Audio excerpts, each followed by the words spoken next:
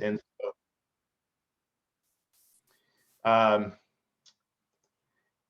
so if you are interested in serving on the board and helping us out with marketing and communications, no real experience needs to be in marketing and communications. It's just an opportunity to serve and work with us on the board. And you get to learn some things, some fun and exciting things that our ICF is doing on a global level as we move forward and grow. We do have a new group mentoring sessions that's happening. It's limited to 6 coaches. It's starting on August 31st. If you want to sign up, you can either look at insyncwithself.com or you can contact Vicky as well if you are interested in joining that.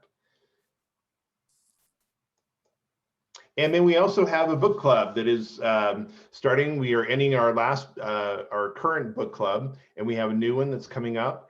And so this one, we do have a session just a few days on the 16th. And this one will discuss kind of basically how we're going to move forward with the dates and times that works with everybody that's interested in this book. So if you're interested, sign up for that on our website on June 16th. And this book, it's 7 chapters. It's a very simple book, and it looks at the external and internal forces forming our instinct to tell rather than ask. The final chapter helps us focus on practicalities of changing those instincts. And so Edgar Schein, he's written many books, very well-known author in our industry. So looking forward to that. Also, make sure you join us on social media. We have announcements and different articles that are happening with ICF Global and other things that are going on that way. So with today's session, you get to earn CCEUs, and definitely make sure you're registering for these sessions that we have today. And then there is a survey that is sent out after each event, and also it's put in the chat at the end. Definitely fill out that survey, because that shows that you've completed the event, and then we send you those CCEUs. And it's $20 if you're a guest. It's free if you're a member. And speaking of survey, we have a brand new question that we're adding in, and want to know if you'd be interested in shortening the Q&A time that we have allotted in our programs to add breakout groups for networking, and also kind of solidifying the day's session. So is there anything else, Stacy or Vicky, that I need to add? No, I don't think so. Okay. I think we're good. Good. Well, we're excited to have Jeffrey Hall here with us today.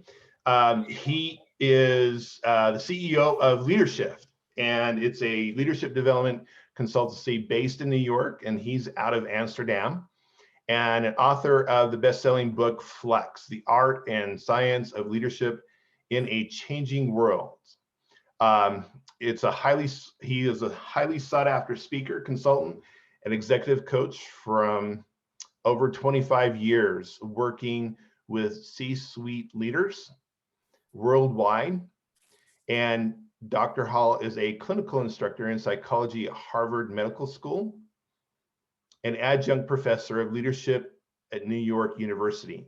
He is a director of education and business development at the Institute of Coaching, a Harvard Medical School affiliate. Dr. Hall has been featured in Harvard Business Review, the New York Times, Investor Business Daily, and a wide range of media. And you can definitely reach him at jeffreyhall.com. And so we are excited to turn our time over to Jeffrey. Thank you, Todd. Thank you, Pam.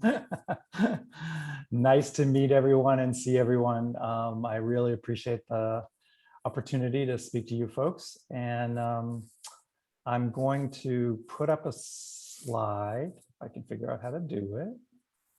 Give me 1 second. See if this works. Can you all see that? Yes. Great. So I guess it's, what is it, early afternoon for all of you? It is almost 9 o'clock in the evening here. So I'm not going to drink wine during my presentation, I promise, but I would be tempted, but I won't do it. So thank you for inviting me to talk a little bit about coaching and hopefully what would be maybe the post-disruption or as we come out of a major disruption. I have in mind to share with you a few themes. A little bit about what we're seeing happening in trends in the life and leadership space as we come out of the pandemic. As Todd mentioned, I work part-time at the Institute of Coaching, which is a nonprofit research and education institute at Harvard. We're actually in partnership with ICF. We work very closely with Magda and the ICF team on research grants and other activities. We're not a certifying body, but we are an educational and research institute committed to the profession of coaching. And so in that capacity, we kind of track what's going on in the field of coaching. So I'm going to like to share with you a little bit about what some of the trends are showing up on my radar screen and then the radar screen of the Institute of Coaching. And then talk a little bit about the work that went into the book that I just published last year that Todd mentioned called Flex, The Art and Science of Leadership in a Changing World, which is really the result of the evolution of my own coaching practice and then the research that I conducted with our fellows, which is a subset of the membership organization of the Institute of Coaching, all over the world, discussing with them and surveying them around what are the changes in the leadership coaching environments that they're working in. And that resulted in the framework that I created for my book that we'll talk a little bit about.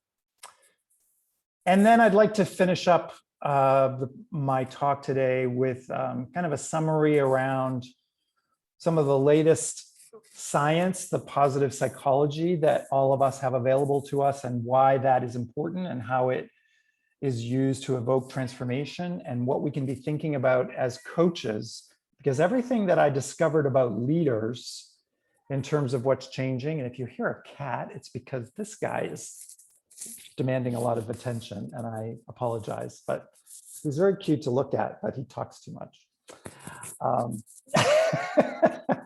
Now that we're all working at home, I used to try to pretend that it was, some kind of sound in the background, but then I realized better or not just introduce him to the audience. So I hope you'll bear with me. He'll quiet down eventually. He doesn't like to listen to me talk so much.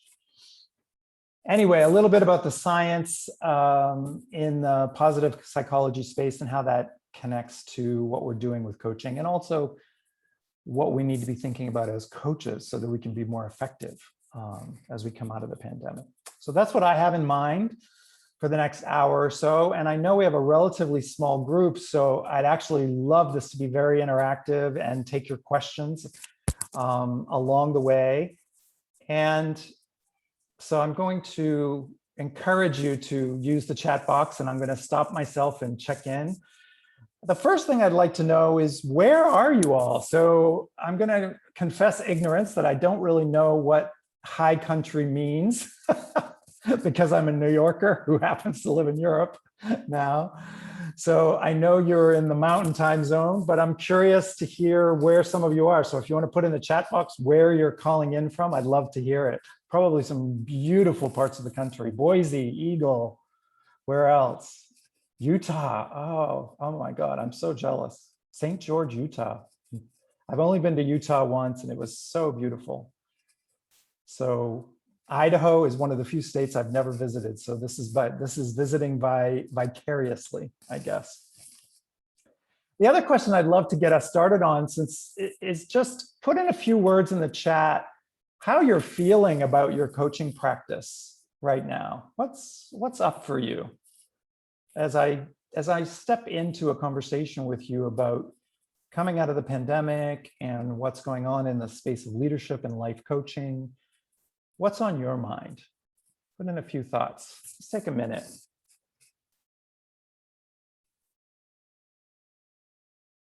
Oh, Zora's a visitor from London. Wow, you're closer to me. Well, welcome, Zora, from the UK. Lisa, unsure, yeah? Well, I that feels resonant with me. I think a lot of us are unclear. What else is on folks' mind?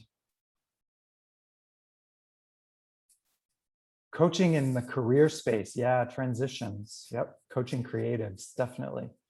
Pam, thank you for that. We're going to talk a little bit about that, actually.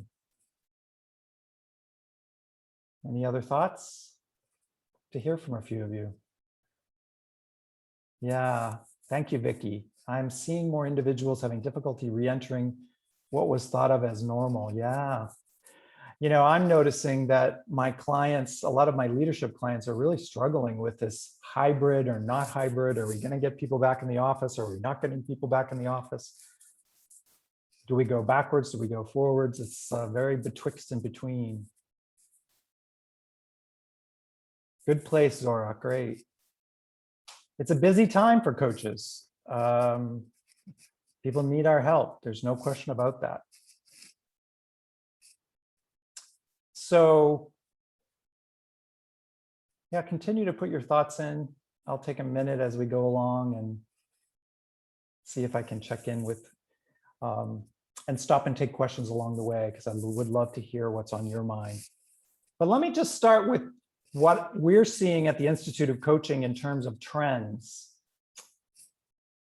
that were all actually happening even prior to the pandemic. But my experience with these trends is that everything is accelerating. And so you can read the screen. I'll quickly walk through them with you, but I'm also curious just to hear your thoughts on whether or not you resonate with any of these, or any of these impacting you in any way. I would say the number one trend I'm seeing in the coaching industry right now is the integration of technology with people. You know, using apps, using computer-generated AI. There's a lot of folks that are really starting to work with coaches that are tracking using apps, tracking using technology. And the question becomes, how is all of that going to impact us? You know, I think that's a big question. I don't see coaching being completely replaced by technology, but I do see it being something that we need to integrate into our world, becoming more and more likely.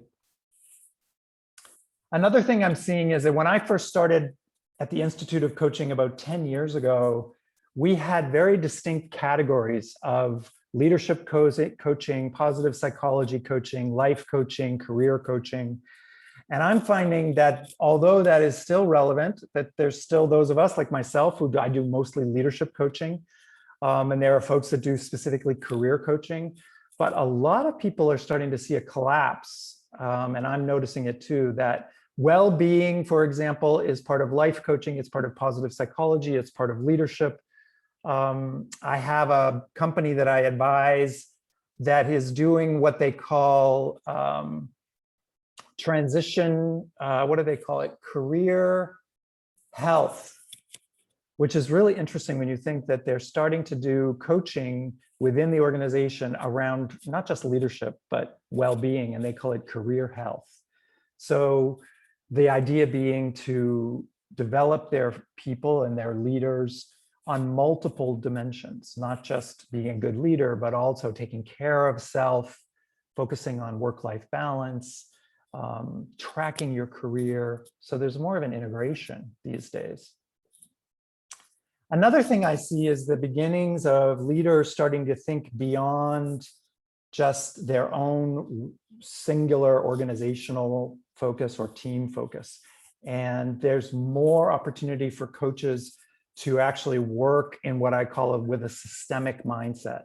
And some of you may be familiar with writings of David Clutterbuck or Paul Lawrence. They're coaching thought leaders that write about systemic coaching. But I think the fundamental theme here is that there's more of an opportunity coming out of the pandemic for our leaders and our clients to start to think systemically, recognizing that what they do within their community or within their organization has broader ripple effect into the larger ecosystems or eco communities in which they participate. And that's a big change, because I know when I first started coaching, it was just, work with the individual on their leadership, and that will then impact the way they perform. It was very much not about the broader context. Another thing that's becoming much more resonant with most of the coaches that are part of the Institute of Coaching, and I think at ICF, is this evolution towards seeing coaching as a science. Coaching psychology has been around for over a decade, but it's really starting to get integrated into the profession, into the way we train, develop, and hopefully the way we apply our coaching skills. That we think of ourselves as working from a science base, an evidence base, rather than just a craft. Not that it's not an art, because coaching, of course, is an art, but it's both a science and an art. And then finally, I'm seeing a lot of clients and a lot of shifts in coaching away from just being goal-driven, diving deeper. I think the pandemic, the disruption, the acceleration of change that everyone has experienced in the past year is prompting a lot of clients to think about things beyond just goal setting, beyond just achievement, to start to think about meaning and purpose.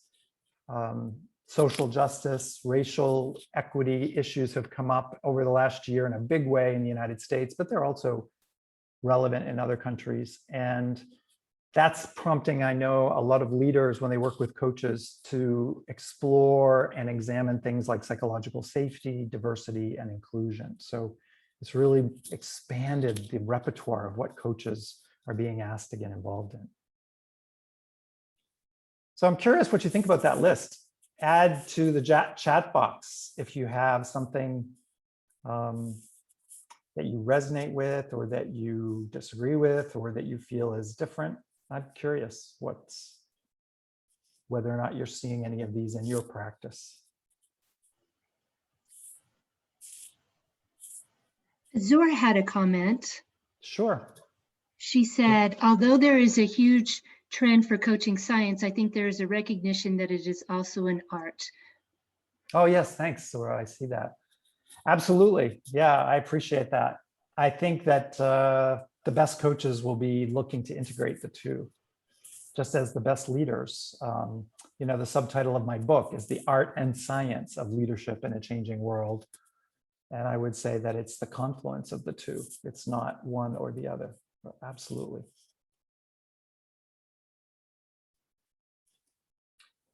So let me just move on and share with you briefly the summary research that I conducted before writing the book Flex. As I indicated, I worked with about 1,200 coaches that we have at the Institute of Coaching in a variety of ways: surveys, focus groups, interviews, basically to look at what they were doing in their coaching practice that had evolved over the years they'd been a coach, because I noticed that my coaching practice has changed dramatically. And when I collected the data, I summarized it into 6 categories that really are the areas which were coming up more often than any others, that people were starting to focus on with their clients, that are some of the same things that we've always done, but with a little bit of a different flavor. And it's summarized on this chart as flexibility, which is about decision-making and how you make decisions as a leader; intentional communication, which is the way you influence those that you're leading; emotional intelligence or emotional agility, how do you bring emotions into the context of your work as a leader; realness or authenticity, which is the value side of leadership, that working with things like honesty, integrity, humility, values, vulnerability. These are all elements of authenticity that have become more relevant today. 20 years ago, I would never have had a coaching client that wanted to work on any of those kinds of things. They just wanted to be charismatic and directive and visionary. Now it's much more nuanced and more broad-based.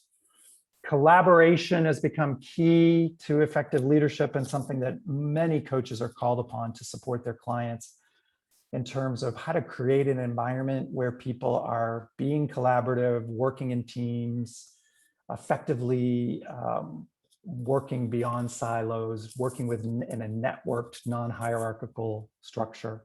And then finally, engagement, which is sort of a subset of collaboration around the energy of creativity and innovation and participation, like keeping people motivated, connected, loyal, all of those kinds of things. So these were the areas that came up. And if you think about your practice, if you're doing work with leaders, I would imagine you're involved with all of these different areas, if not most of them. And the framework that I created called, yes, exactly, Zora, it's called Fierce, which was really just a way of simplifying the domains so that I could create case studies. If you get a chance to read my book, you'll find that there's a lot of real life case studies around working with clients, coaching them through these 6 domains. And basically it's working to help them develop their leadership agility around decision-making, communicating, working with emotions, being authentic, being collaborative, and developing an engaged environment. So the balance that I work with is what I call the spectrum from alpha to beta.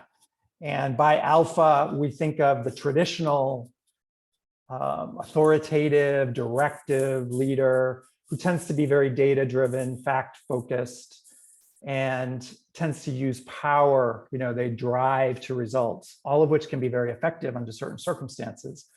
But in today's continuously diversifying environments, where there are multicultural leaders, there are more women in leadership roles, there's just greater diversity in general. The opportunity for leaders to show up in what I call a beta style leadership, which is a more collaborative, more consensus oriented, a more democratic approach to leadership, is also at the other end of the spectrum, and it applies to all 6 of these different domains. So the framework is actually designed for your clients to reflect on what kind of leader are they, where do they fit within these domains, and then how do they expand their repertoire. So if they tend to be very alpha, how do they develop the more beta side of their leadership capabilities so that they can have more flexibility and more agility and potentially have greater creativity and innovation. Likewise, if they tend to be very consensus driven and they tend to be naturally collaborative and more kind of hang back, maybe a reluctant driver, there are situations in which they need to step forward. They need to be the person in charge to set the direction. So you can see with the question, how do you nurture transformational space? It's basically saying within those 6 domains, as a coach, what are you doing to create a reflective space for the client, for them to identify their strengths, and then for them to look for ways to expand?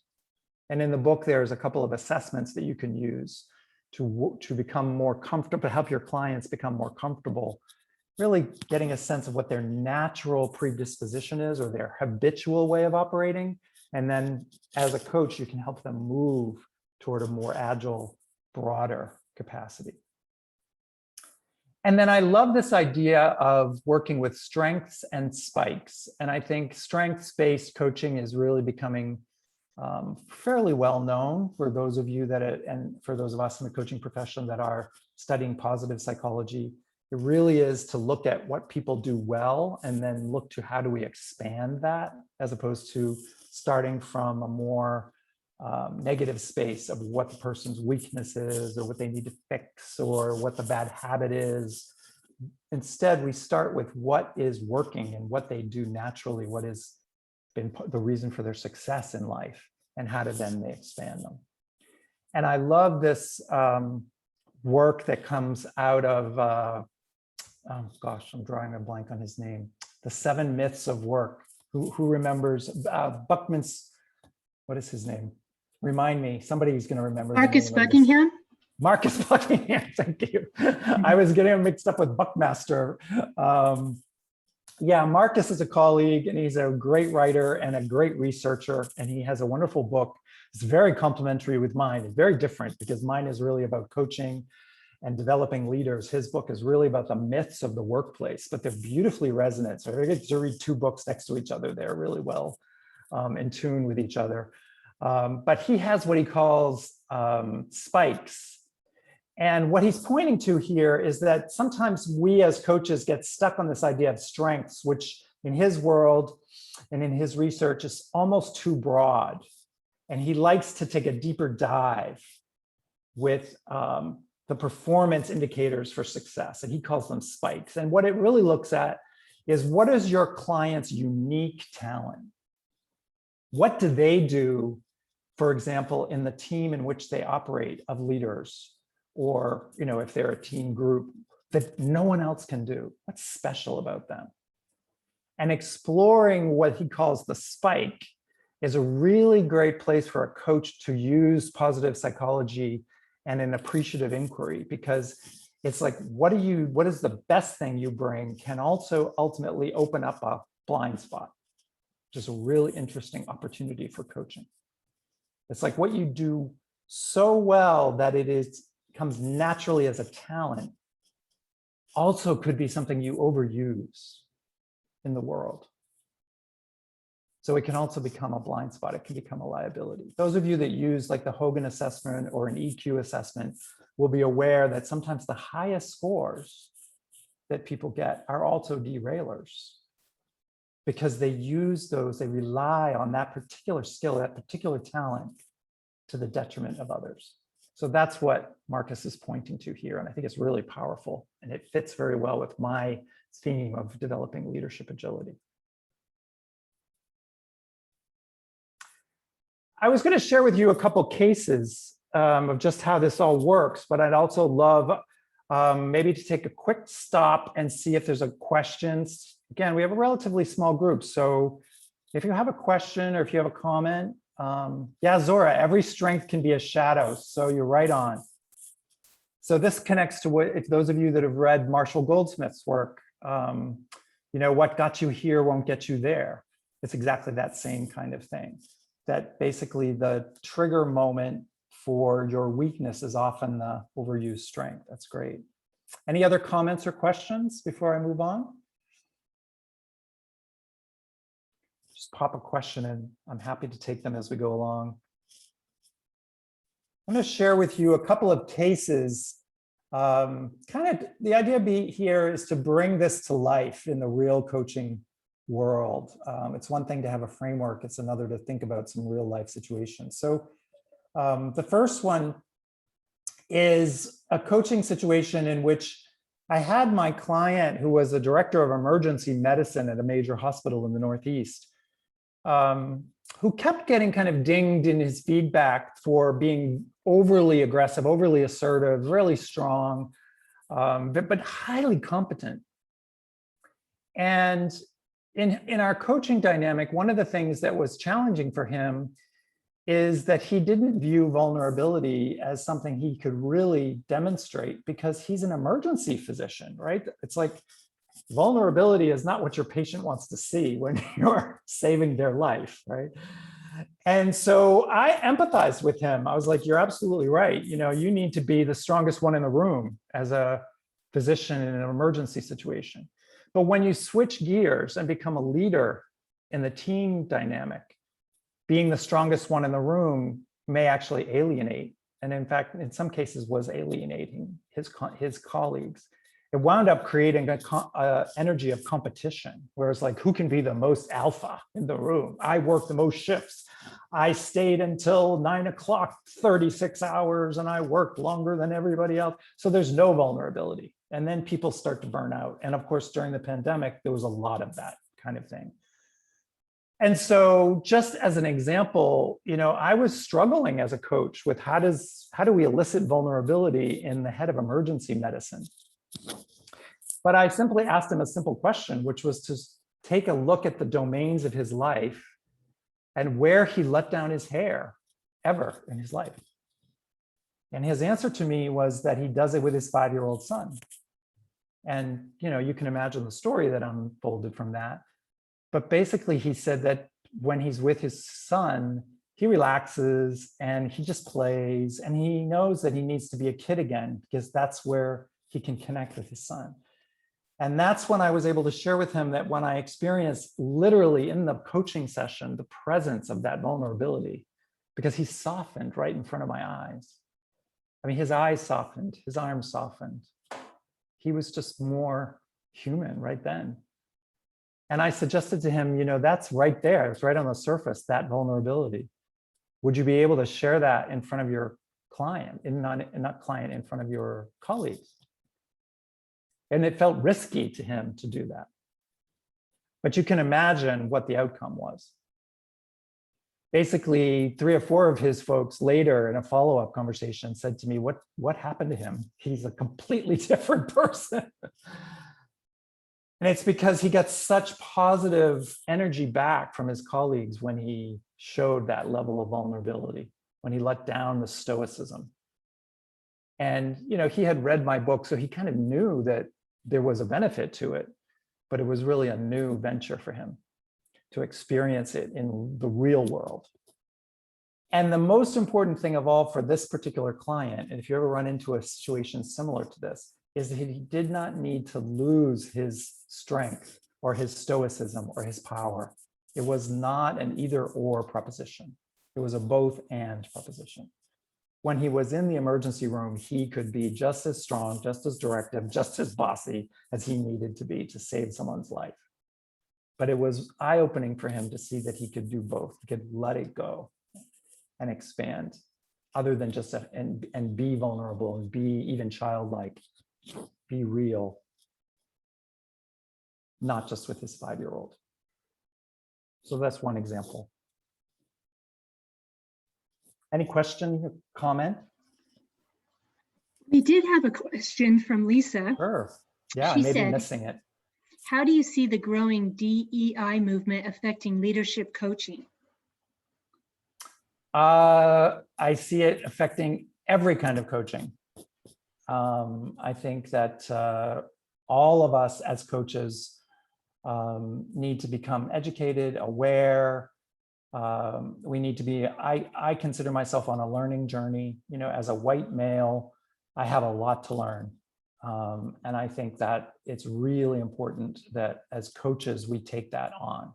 So I know at the Institute of Coaching, you know, we have an REI council, a Race, Equity, and Inclusion Council. We just hired a director of education who's an African-American woman who is going to develop educational programs for us around these themes.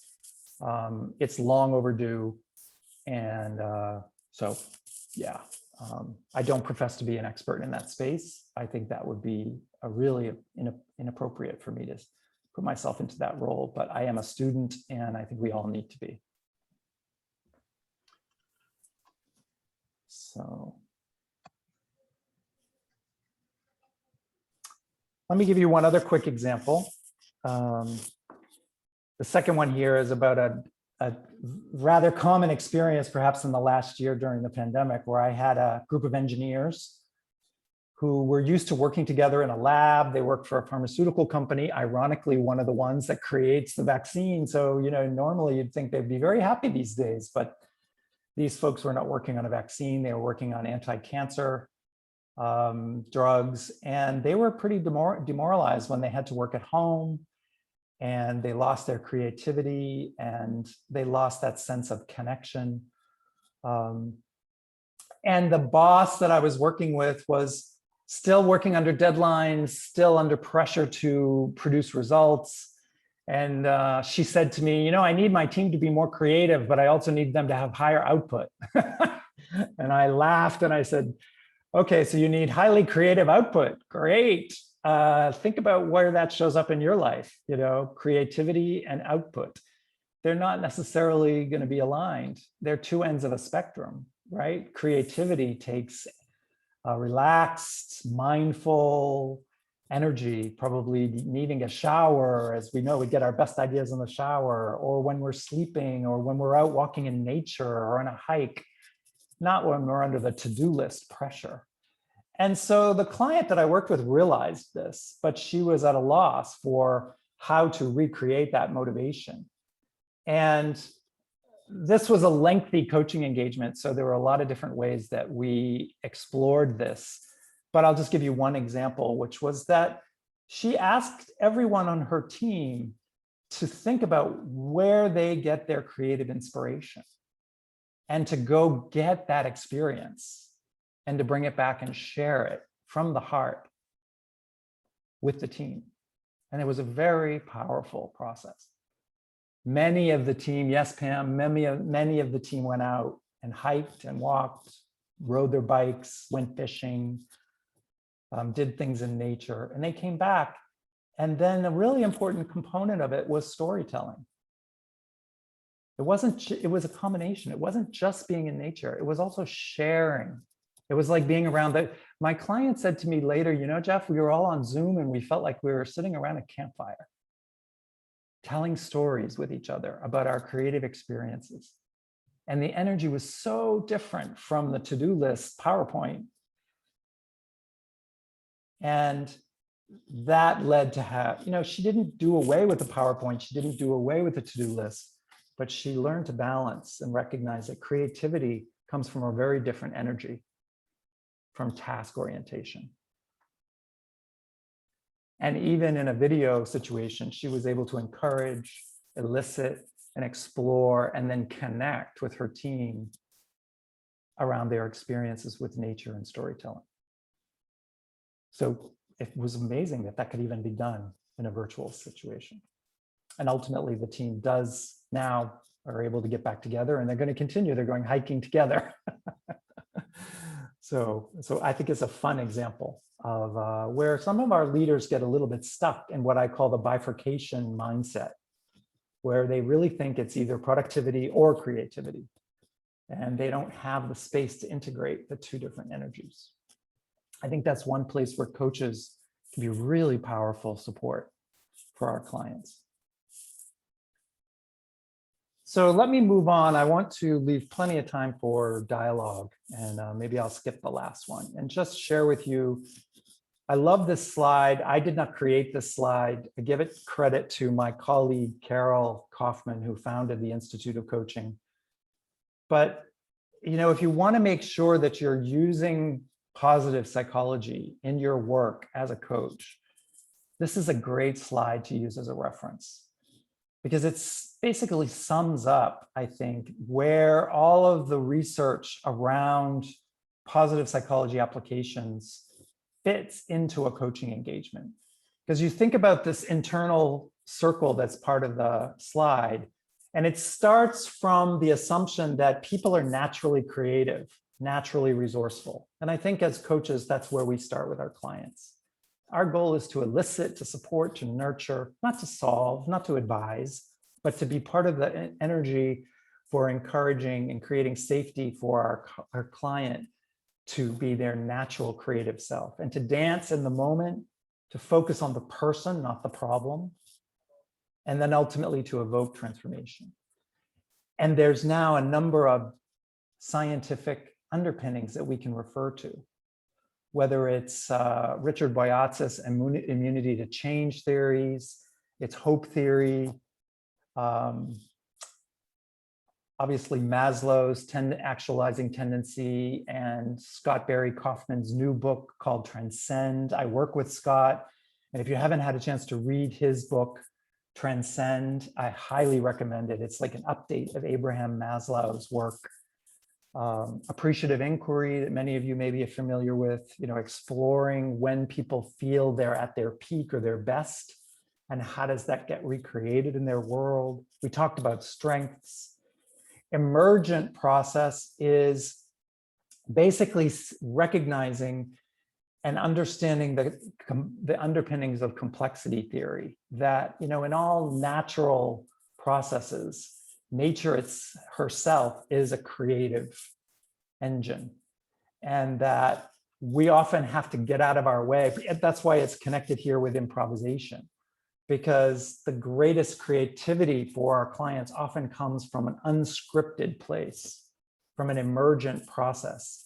It comes from a place that's unknown in the moment. It comes from that dance of asking big questions and being willing to sit quietly and allow the answers to emerge. And it fits with complexity theory because, you know, the scientists are and the physicists are now seeing that nature is actually chaotic, but not chaotic. You know, chaos underpins, but there's an order to the chaos that is emergent. So I'm not going to go into obviously the deeper side of that, but it's key to the way we see ourselves as coaches. So I love this slide because there's probably something on here that you may not be familiar with, or you might want to do a little more research on. And then finally, as I said before, there are 6 domains or 6 dimensions in which the research that I did at the Institute of Coaching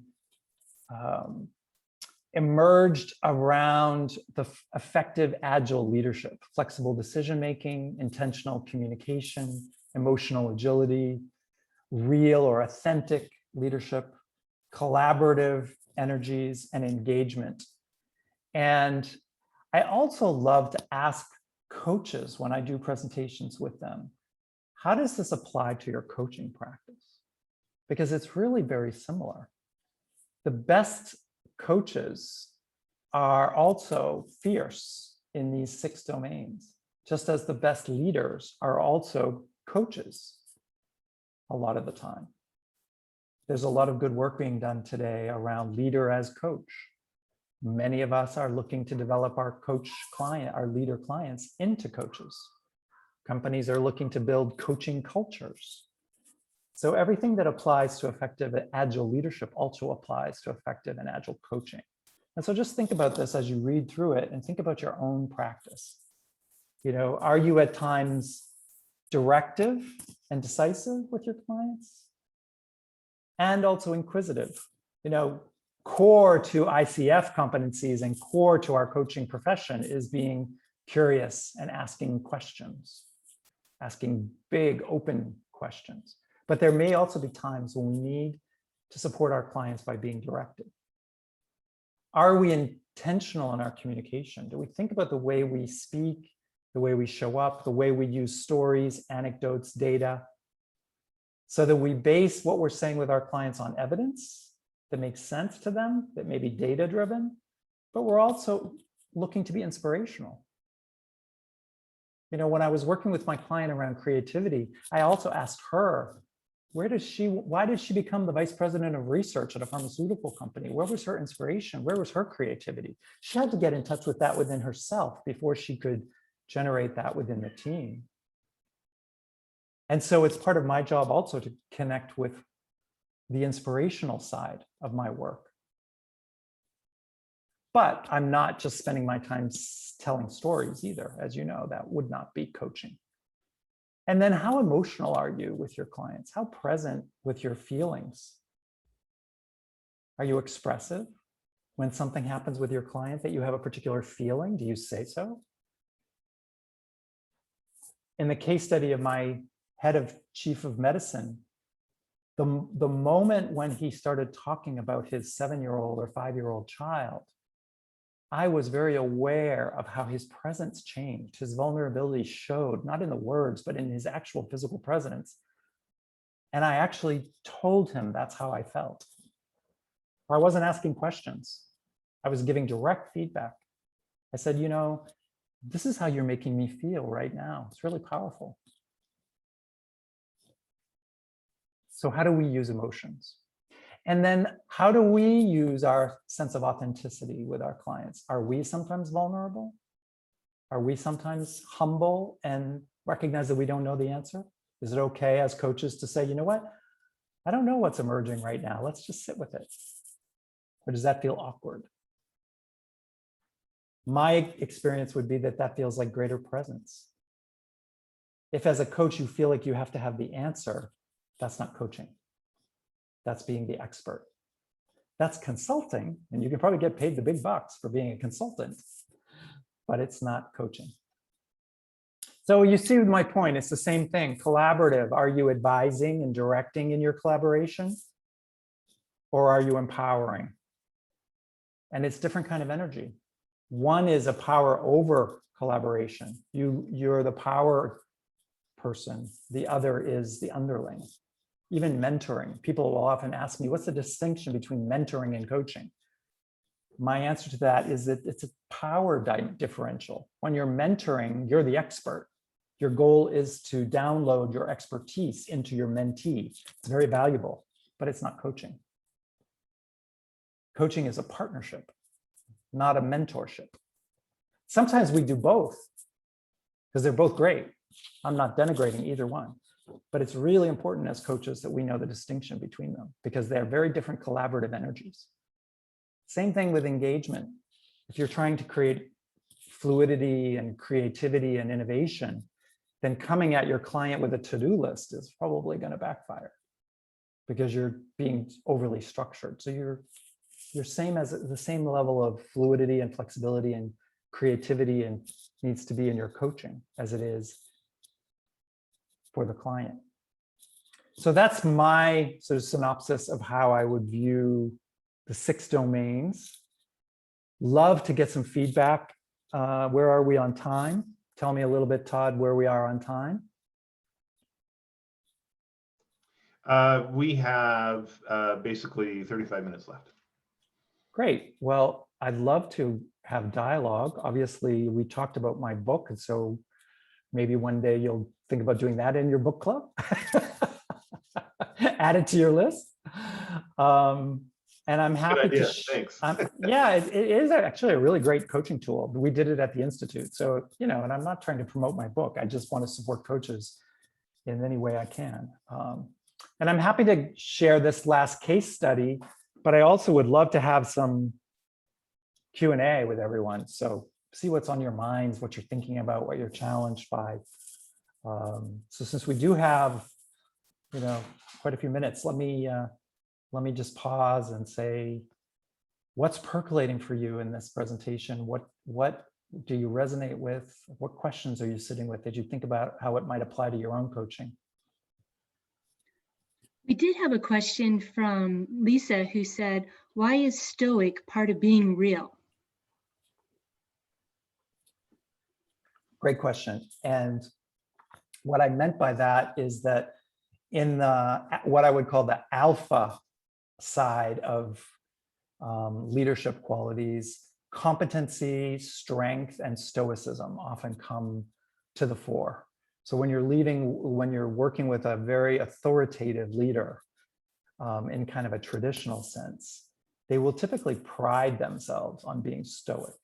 And the idea here is that they would consider emotions something that they keep out of the equation or kind of keep in the background. So that's why I included. Whereas the beta approach to authenticity would incorporate the emotional context, would be thinking, as I discussed in the case study, that being vulnerable could be a strength. You can be stoic in the operating room or in the emergency room, but then vulnerable in the team room. So it's not an either or proposition. So Zora, you're saying, for me, there's a question about coaching and leadership and overlapping more and more. I love that. I agree.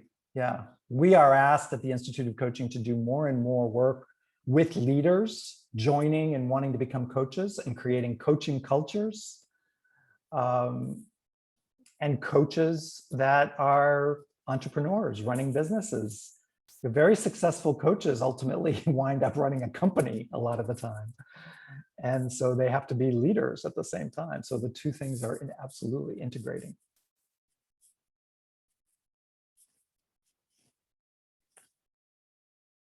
Any other questions? Or I'll share this case study if you're interested. Thank you for sharing, though. We appreciate that. Yeah, so this case study happened, virtual teaming without psychological safety. This happened during I would call the height of the pandemic. I was working with a team a nonprofit executive team based in New York that does public advocacy kinds of work. And they had transitioned to working virtually quite successfully. And the leader, the reason this is an interesting case for me is that the leader, who's a white man, was really more of a beta style leader. He is actually, he's really an introvert. He's not a highly charismatic, extroverted individual. And so when he switched to a virtual leadership role, it was very interesting to see how the team responded to working with Zoom and doing their meetings. And one of the things that he wanted to do was to create psychological safety, because he had a lot of diversity. He had about 12 people on the team and a lot of diversity, diverse race, LGBTQ, a lot of both females and males. He had someone transgender, very diverse group and multicultural. And he really wanted to create an environment of safety. And he thought that that would translate very quickly from real life to the virtual space. And it didn't. He found that it was somewhat problematic. People were a little bit reluctant to turn on their videos. People were kind of hiding a little, and he's an introvert, so he wasn't wanting to force them.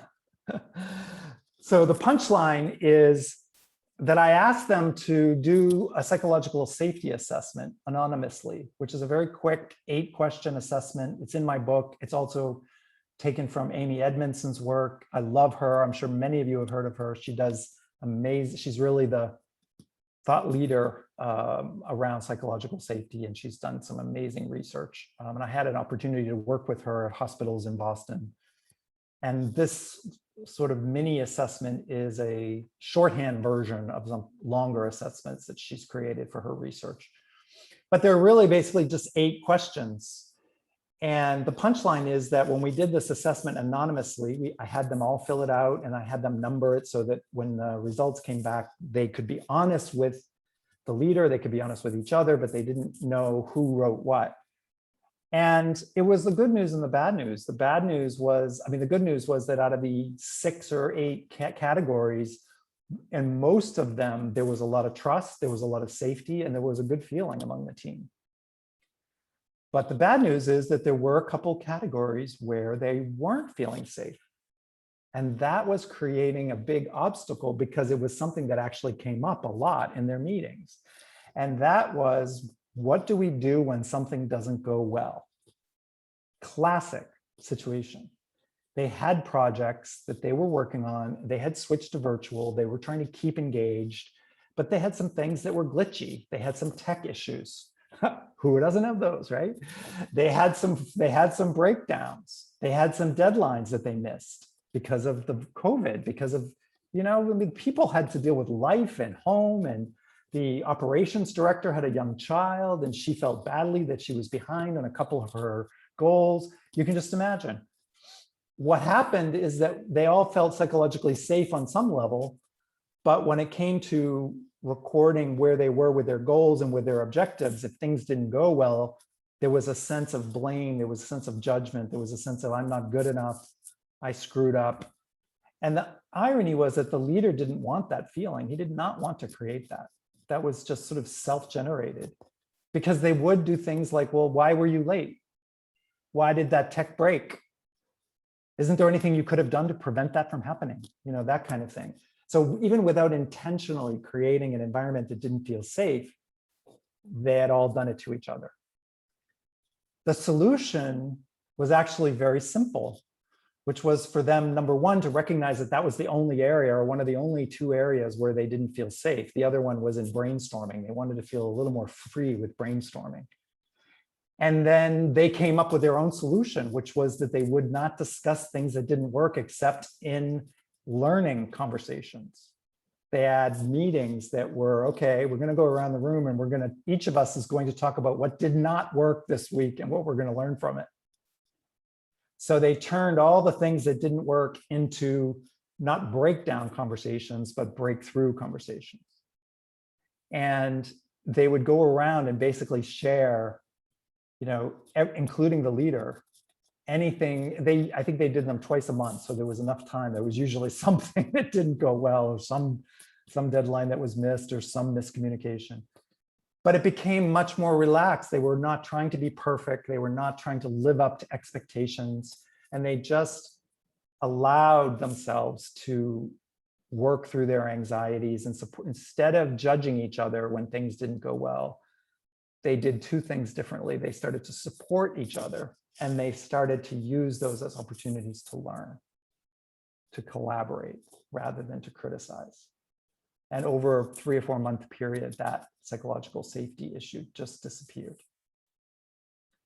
So the reason I love that case study is because it's a classic case of where the leader did not have to fix the problem. The team did it themselves by all stepping up and realizing that they were all creating this dynamic.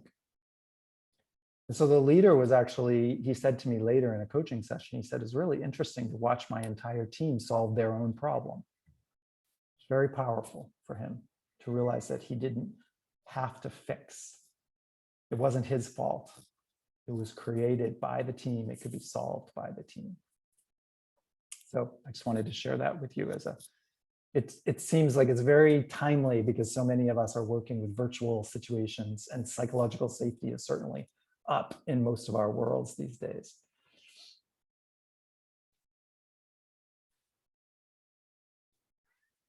Yeah, thank you, Zora. She's saying that that this is an example of how process and structure contributes to relationships and emotional space. And you're absolutely right.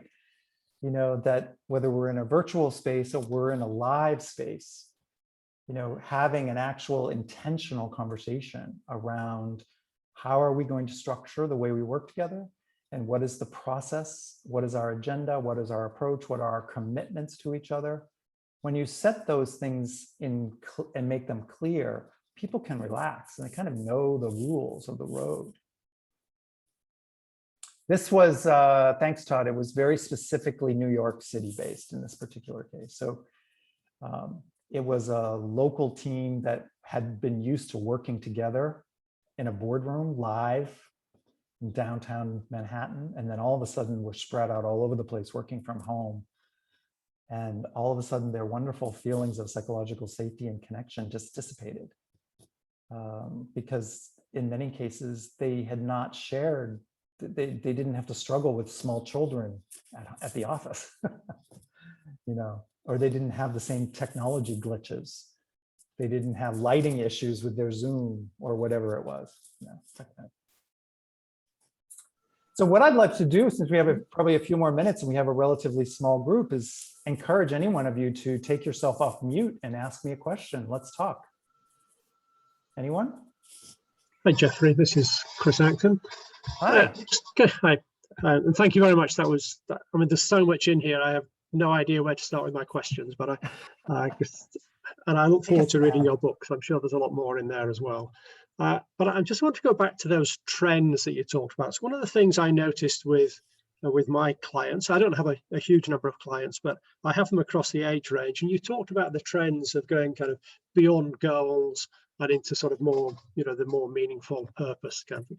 Have you noticed that that's differentiated on an age basis, on a generational basis? I've noticed that in my client base, my older clients, that's not an issue. They just continue the same. But in my younger clients, it's very much an issue for them. It comes up much more regularly as an area in which they're looking for support and coaching and help. So I just wondered if you've noticed that as a trend overall. I do. Yeah, I agree with you.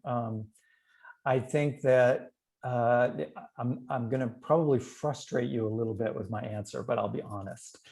And the reason I say that is because I do think there's some validity to demographic trends. I do think that millennials, Generation Z, I have a Generation Z person on my team who just graduated at the Institute of Coaching. He just graduated from college, and he's 23 years old, and he's already asking me, as you know, I'm not the executive director, but I might as well be in his mind.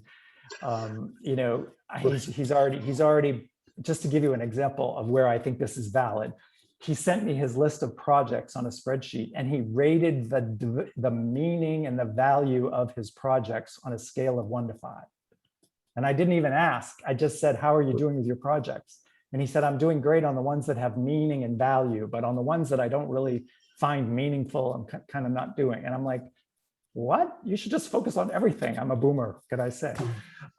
So yeah, I think there's a lot of focus on value, meaning, doing something that makes a difference. The younger you get, the more that becomes crucial to what folks find important. And really, when you get really young, like in their 20s, it's like the leading thing, more than how much money they make, more than their title. They want to do something that's changing the world, making a difference.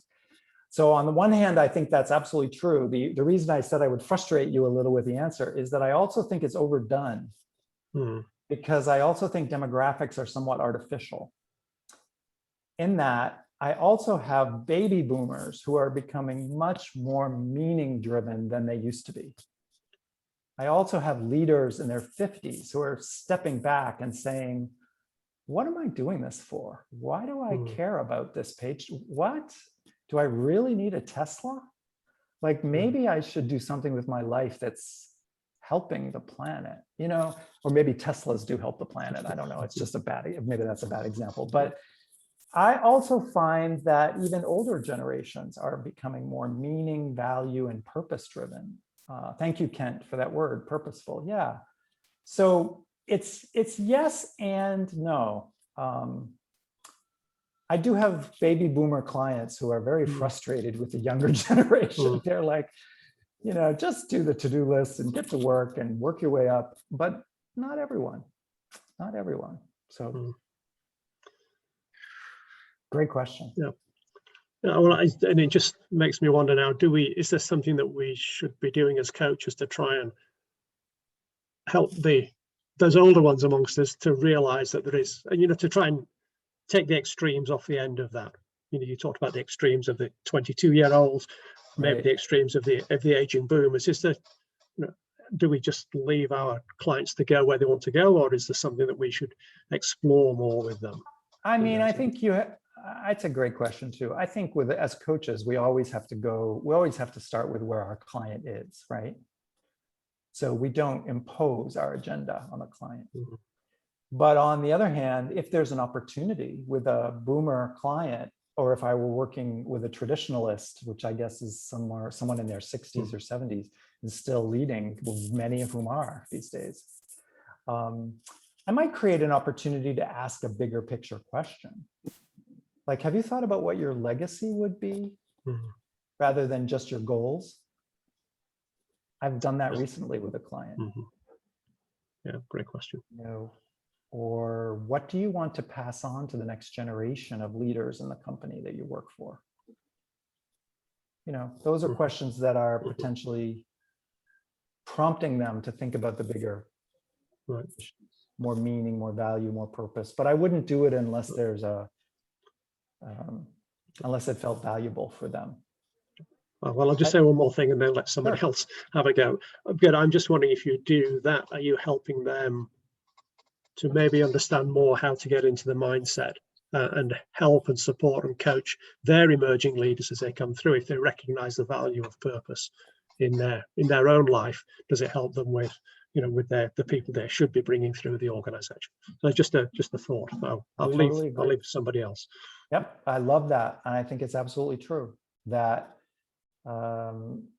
that is the real value that a coach can bring, is to expand on the mindset of our clients, to see what they're doing with their lives, whether it's life coaching, career coaching, leadership coaching. Yeah, I'm with you 100% about that. Who else has a question? What's percolating for you folks in your coaching practices? What's the challenge? Anything that I can support you on as you think about what's going on in your coaching?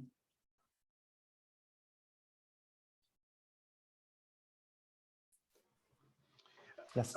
Jeffrey, if I can ask a question, I know that you touched on it a little bit about the belonging and inclusivity. Sorry, I can't even say the words right now. But it seems like as even back, looking at what ICF Global is trying to do, I mean, it's new, definitely for us. And sometimes I think that just it's about noticing that it's a necessary conversation or something to look at. But where do you see in your research that it's making the best headway? I mean, like, if you were to say like coaches are really doing excellent in this area, what are they doing? When you say area, what are you pointing to? Diversity and inclusion. I think I would say that the recognition of the importance of it is becoming very much a key differentiator with coaches. I think, 5 years ago, 10 years ago, I think there was talk about diversity and inclusion. Now I think it's much more integrated, like into the self-awareness of the leaders in the organizations where I work. They're not just reading about it, they're actually reflecting on it and how it impacts their environments, asking themselves, what's in the way of our environments being more diverse? What's in the way of people of color, for example, moving up in our organization or getting hired into our organization? What's in the way of creating a sense of safety and respect between people? Those questions have been around for a long time. I think they're on the front burner now. And I think coaches can make a huge difference in prompting our clients to reflect about them. That's what I'm seeing. Just before this call, as a matter of fact, I was coaching a senior executive at the University of California, San Diego hospital system. And they're talking about I'll be just candid, they were talking about bad behavior of the physicians, and they're not going to tolerate it anymore. So, he basically said to me, we've tolerated this for 10 years. We're not going to tolerate it anymore. We're figuring this out. We're going to have to let some people go. We're going to have to make some major change. How can I do that, Jeff? Some of the things that have been slipped under the rug for years. We all know this from Hollywood, right? So it's not news, but it's also not just in Hollywood. It is in all of the organizations where we work. I'm really starting to take this question to heart. How do we create a respectful, equitable environment that where everyone is treated with respect? I'm not sure if I'm answering your question. It helped. It was a big question. I think that it's just, people are trying to figure it out too, and what works and what doesn't. And so I just wanted to hear your perspective on it. So. Yeah, I think there's, and I think we all have to be on a learning journey, as I said at the outset, because I'm by no means an expert in that space. I need to be a student.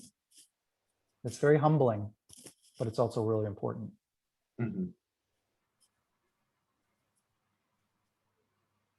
Especially when you get into topics like privilege and intersectionality, which are complex. And we all need to be students of them before we start preaching, which is why I don't preach, I study. Other question before we wrap? What comes to mind for me, just what emerged was, we talk about diversity and belonging, they're words. And then if we shift it to being marginalized and being specific of how somebody is being marginalized and bring the specifics to it, it makes it real. but for me, the umbrella, it has to come down. It has to really come down to, it has to come down to the holistic part of who we are as an individual and as a collective.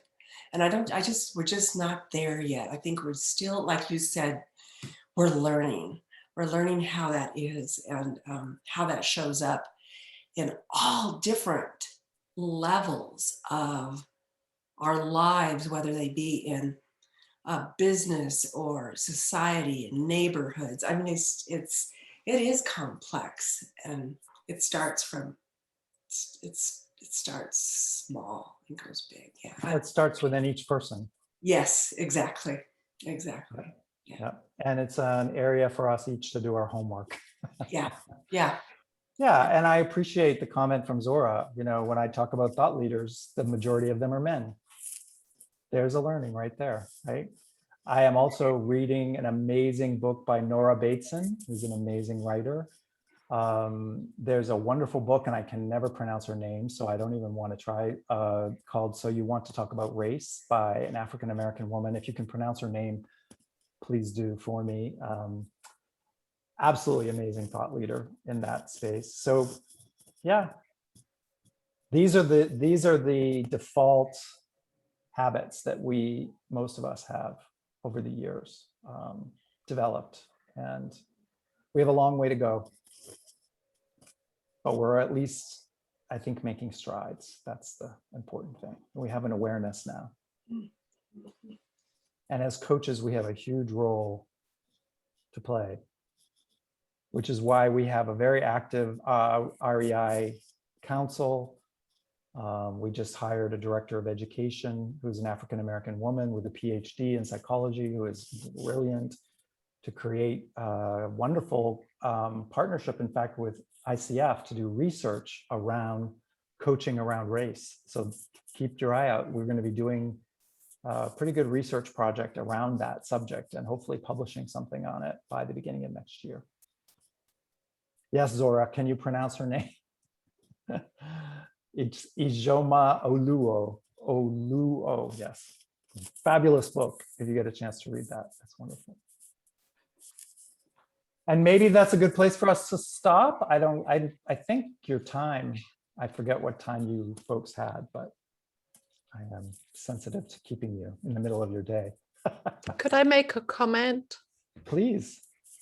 I like what you said, Jeffrey, about, it starts with us. And I think one of the trends that we're seeing in coaching and in leadership, sorry, there's some small child sound in the back. I thought okay. your cat was a baby, by the way, earlier. A lot of people do, yes, but it's Yeah. a cat. I was like, oh, there's a baby crying. Yeah, I think this starts with self is really something that's grown as a recognition in coaching and in leadership, and in this sort of leader as coach, coach as leader as well. I do feel that we're all increasingly, as a professional culture or cultures, stepping into that self-responsibility, and also that discerning use of self-disclosure as part of the co-creative conversation of coaching or of leadership. So Totally I agree. appreciate your allusions to that and demonstration of that as well. Thank you. Yeah, and that's why, I do not profess to be an expert in that space. I am clearly a student. And then the last thing, though, that I will take, I guess I take ownership of, is one of the things that I wanted to do with my book was to create a series of case studies that was multicultural, multi-gendered. So when you read my book, you will find that there is a huge variety of the folks that I worked with, from Korean female, Indian women,